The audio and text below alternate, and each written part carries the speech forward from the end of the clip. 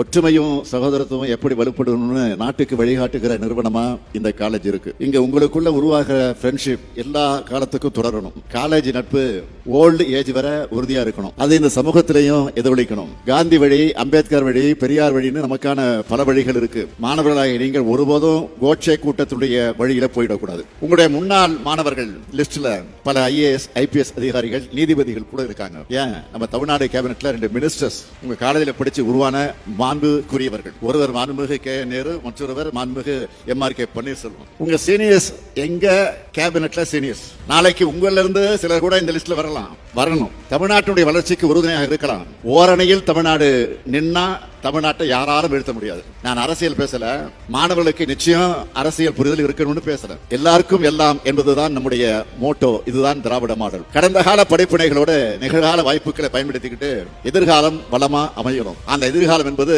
நீங்க தான். கல்வி நமக்கு எளிதா கிடைச்சிடல. நம்ம தலைவர்கள் நடத்தின சமூக நீதி போராட்டங்களால கிடைச்சது. இன்னார் தான் படிக்கணும் இருந்ததை மாத்தி இன்னைக்கு எல்லோரும் படிச்சு முன்னேறிட்டு இருக்கிறோம். சமூக நீதி போராட்டத்துடைய பலன் தான் இன்னைக்கு நாம் பார்க்கிற தமிழ்நாடு. மீண்டும் சொல்றேன், தமிழ்நாட்டை வளர்த்தெடுக்க மாணவர்களான நீங்க ஓரணையில் தமிழ்நாடுன்னு திரளணும். நல்லா படிச்சு மேலும் உயரணும். அதுக்கு இந்த முத்துவேல் கருணாநிதி ஸ்டாலின் என்றைக்கும் துணை நிற்பான்.